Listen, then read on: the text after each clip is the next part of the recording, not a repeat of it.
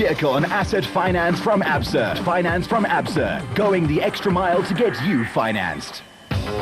It was diesel and dust in the Western Cape in the first round of the ABSA Off-Road Championship event in Darling. And with a short prologue, there was a mass of cars right on each other's tails all the way through the field of 62 starters. It made passing a difficult maneuver at times. Alfie Cox had started 39 seconds behind his teammate Hutchison, but he was on his way to clocking the fastest time for Loop 1, a 1 hour 23-minute effort. But Grobler and Jordan themselves were just a few ticks of the clock off that.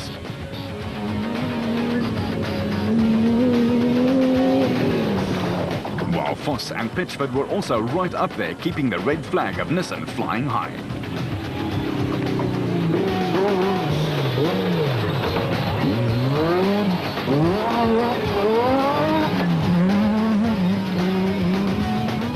The Atlas Copco of Berthold and Costain had a problem virtually from the start and dropped out, but their teammates, the Harpers, were flying up the order in their bat. While lap 2 also meant a meaningful move from Mark Ronje and Chris Birkin, who despite hitting a barbed wire and losing time with a puncture, were right in the thick of things. Variawa and Rousseau were battling their car with back brakes, but it did not seem to slow them down.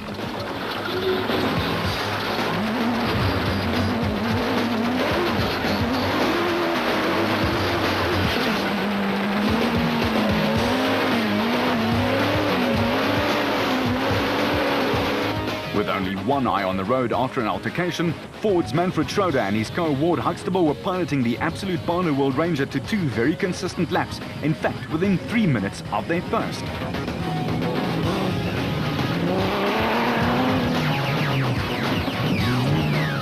Harkis and Moore were feeling their way too in the new car and were never anywhere near pushing the envelope first time out.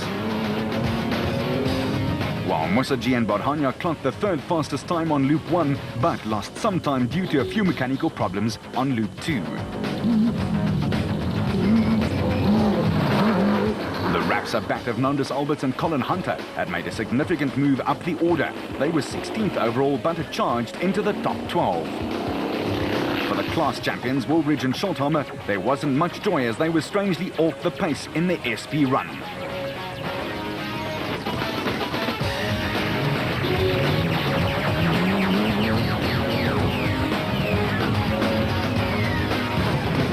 Robert Walk was having a fun time in the Super Pay bat with its 5.7-litre Chev engine, and he was also very consistent on the first 2 laps.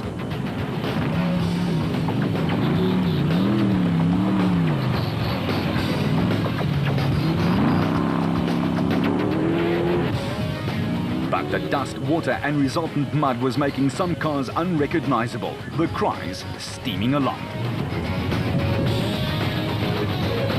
While Gary Gillingham and Peter van Vieren in the Kopenhagen Hotel bat had overtaken several teams, they were up from 23rd and into the top 15. Class B second places Johan and Etienne Besaidnout in their Denko bat had picked up 2 spots to put the pressure on the leaders in their class. And in Class A, Karl-Heinz Silvold and Mannekes Helberg had made the move of the day. They were 45th overnight but were up into the top 12. The Century Property Development's Nissan Navara of Mark Corbett and Rudy Balza had been holding station just inside the top 20, but they'd been battling a disruptive misfire.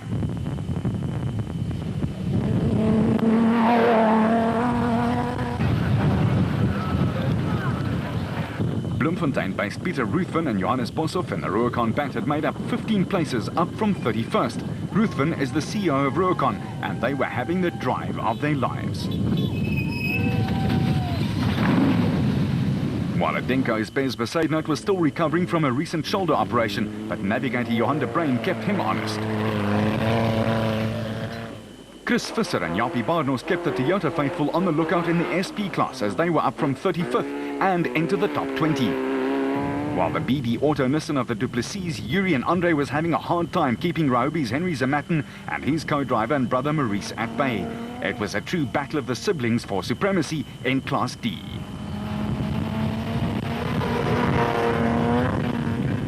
And neither of them could relax either as the Raysonic squad could see Labuschagne and Johan Gerber were right behind them, just waiting for a mistake or a wrong move to skip right on by.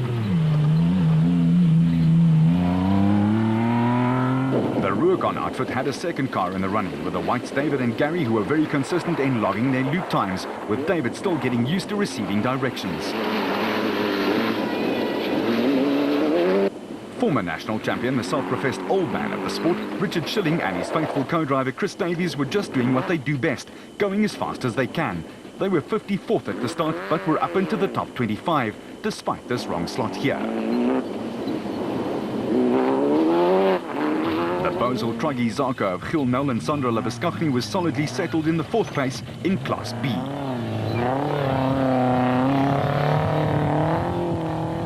However, there was just no one who could pass a flying Evan Hutchison and his navigator Akim Bergman. Their motorized bat was gliding along, and a small man with a big heart was piloting it to perfection and in the lead, making Hearts at the designated service point beat Custard in the motorized paddock. No, I've had a good run so far. Basically led from the start, and Gary had a problem early on in the morning, so we went into the lead. Yeah, flawless run, the car's running beautifully, feeling nice and fit and strong. No problems. I'm not too sure exactly what's happening behind me. I think Alfie started to catch up, but we haven't heard any news. I'll find out what's going on now. One last lap, but no problems. Yeah, course was good, well marked, excellent event so far. And that was the common consensus amongst the drivers. For Hannes Grobler and Francois Jordan, there was the joy of leading the production car class, and the proudly South African Nissan Navara was purring beautifully. But note Francois' red eyes due to the extreme dust. It was really tough out there. Going okay. It's a bit different from normally. We dice with the time now instead of the other competitors, so we have to drive as fast as we can. We don't know how far the other guys are behind us and whether on the corrected times they're catching up on us, so we just try to maintain the best pace we can and not to make mistakes. Voss and Pitchford arrived next, firmly ensconced in 3rd place overall and 2nd in the production car class. A 1-2 for Nissan. Voss was happy but clearly a tired and lucky driver. Yeah, it's been going well up until about a K out of the end of the stage when the engine just died. The whole car cut for about 60 seconds. We fiddled with the battery and Ralphie found the problem. So hopefully we know what the problem is and we can fix it. But otherwise it's going well, no problems. Within sight of DSP, Alfie Cox again thought his darling bogey had struck again. We thought we were running out of fuel. The car just stopped and the pumps were making a noise. About 3 kilometers from the finish, and Jack Pickham towed us in over the line, but he was only on his first lap, so thanks to him. And then Duncan towed us now in the transport stage to the finish. We're just trying to see what's wrong with the car. Luckily for Cox, they got it going again. At DSP, it's wash the numbers, clean, refill, and hit the road again. In the Toyota paddock, a few pairs of pliers were working overtime, but Mark Cronier is not the type to get fenced in. We've been having a good run. We clipped the fence earlier this morning, and unfortunately it's caught up in the rear caliper and it caused us to have a puncture. So other than that, we're having a great run. We were keeping a nice pace, and I was actually quite confident until we got the puncture. So we'll see now what happens. They soon got the wire trim off. For Shamir Varayawa and the Total Motorsport Porter, there was a more serious problem. There was just nothing when he touched the brake pedal. No brakes, but otherwise fine. The car is moving lovely. We had a brake from 20 kilometers from the start, and we've been nursing it ever since. But actually we're doing quite good, considering we had a problem. But yeah, we'll see the last step what happens. For Ford, there was some fortune and some misfortune. Manfred Schroeder could hardly see where he was going at times. The Ford Ranger was playing up. Just the windscreen washer doesn't want to wash, and the windscreen's filthy, and for some reason when it's hot the car doesn't want to start. So we stalled twice and we had to wait for the next guy to push us again so we can get going again. Otherwise it's going very well, enjoying it. For the 2006 winner of the Western Cape race in Darling, Brandon Harkis, it was a whole new experience. From a single-seater to a Ford Ranger SP in just 12 months, and he was determined to find his feet as soon as possible. And with his abundant talent, it didn't take too long at all. Taking it easy, trying to get used to the car. Obviously first time arresting this car, so I've just had a cautious approach the whole day and been pushing probably like 75 or 80%, and we just seem to be making up time, so I'm really happy. The car's excellent. For first time out, I think the Fords are really good. There's time in my driving left, there's time in the car, and we're not far behind, so I'm really excited about this last lap. And this race's been really good to me in the past, so I'm looking forward to the last lap. It's going to be good. And as the cars left DSP and went to the start line in time for the last loop, it was clear that the last 130-odd Ks of racing would be a race of attrition, consistency and pure doggedness. And as these gladiators of the off-road have told us 1,000 times, it's not the quick who win here, but the smart, those who can serve their vehicles at the right time and the right place.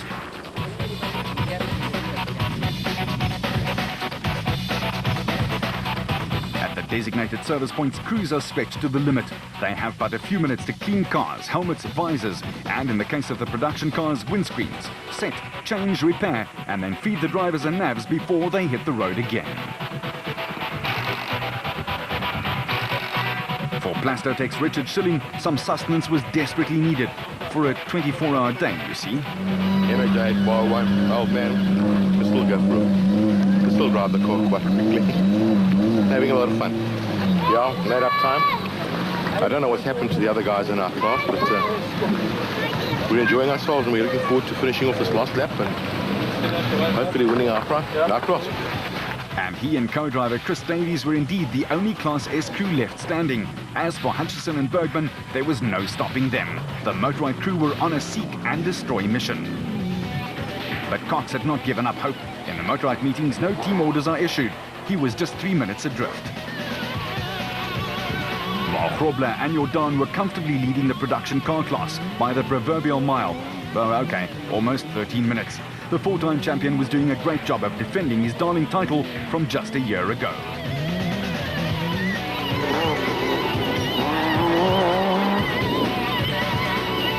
By now, the route had been churned up badly and there was more dust than ever, but the Harpers hardly noticed.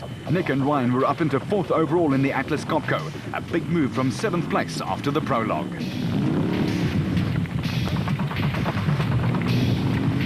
Halfway through the last loop, the spectators were making their way to the finish line to watch the spectacle of the dust and mud-covered racers come in. By now, more than 30% of them had to call it a day.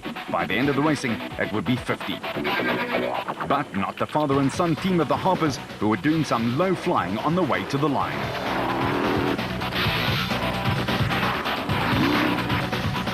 Variawa, who tried his hand at the production car section early last season but quickly reverted back to the special vehicles, was putting together a fine drive despite his brake troubles, and his crew seemed to have sorted that out at DSP.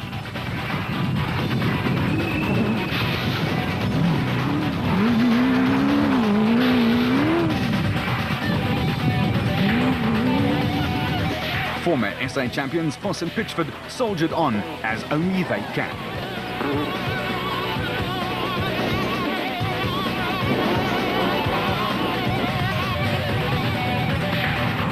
While another SP class, the Castrol Toyota of Mark Roney and Chris Birkin, was still very much in it and had not given up hope. The Hilux was sounding like it was asking for more punishment. Just watch those fences, Mark.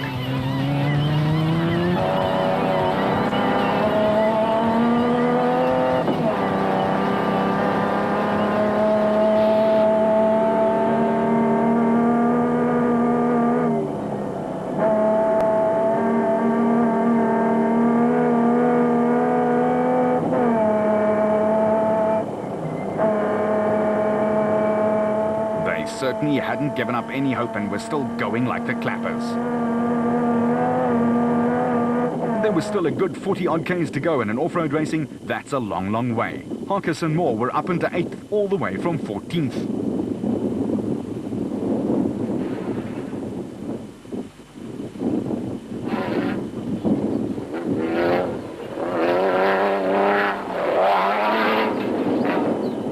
Their Ford teammate Schroeder keeping them honest just about 3 minutes behind them. For their team manager Neil Woolridge, it was a frustrating day at the office, as they had to call it a day with a litany of problems. When Kenny put the route book down, it was truly the end of the road.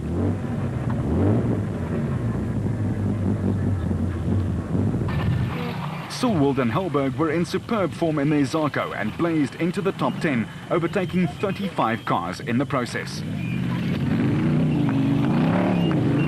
Somehow the German has perfected the art of coming from behind, taking it easy in the prologue, and then racing like all heck on the day when it really counts over the longer distances.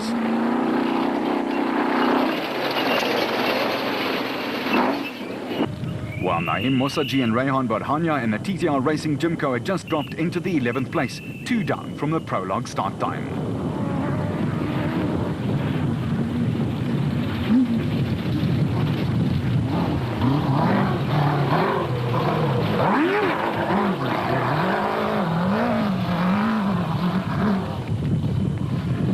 Nardis Alberts and Colin Hunter kept pointing the big Rapsa bat's nose in the right direction, and the car did the rest, and for them it resulted in a fine 12th place overall and a 7th in Class A. At the end of the day, the notorious Southeaster made its presence felt again, and thankfully blew a lot of the dust away. Just in time for the spectators to enjoy Gary Gillingham and Peter van Vieren scooting by, in 13th place overall and 8th in class.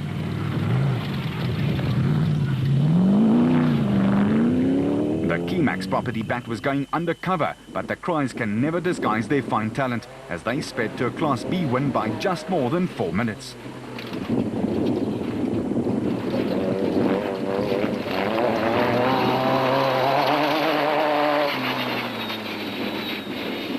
And that margin was over the Adenko bat of Johan and Etienne Besaidnout, who were eventually 16th overall. Ruthven and Boshoff and the Roacon Bat Special were 9th in class after a very strong drive. While birthday boy Gareth Walk drove it home on the last loop to take 10th place in Class A.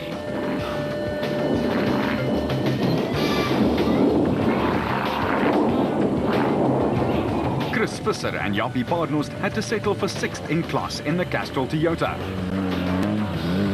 Looking like it had just started actually. With Century Property Developments, Mark Corbett and Rudy Belzer 1 place further back in the SP class. The crowd certainly got its money's worth as the 3rd place Class B cars sped by, with the Besaidnouts probably smiling from ear to ear. They were just into the top 20. Schilling and Davies were eventually the only Class S crews still on the road. There were 4 entries and only 1 survived the rigors of Darling.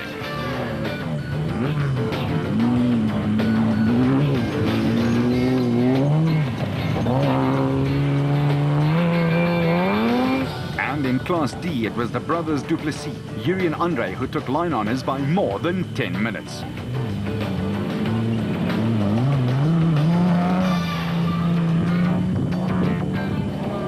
Visser and Yorks Leroux were determined to again do their part for Toyota, and they did. They were leading Class E by almost half an hour. With Labuschagne and Gerber 2nd in Class D and 25th overall, a fine drive by the Raysonics team.